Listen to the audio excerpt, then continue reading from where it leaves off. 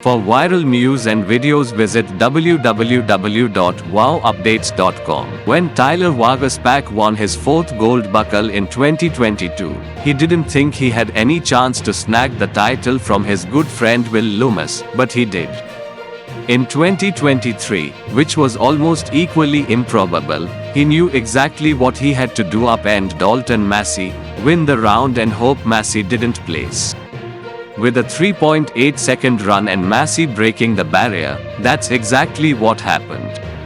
As it finished, Waguespack won the World Championship by about $20,000, ending the year with $303,576, the most he's ever won in a single season in his career.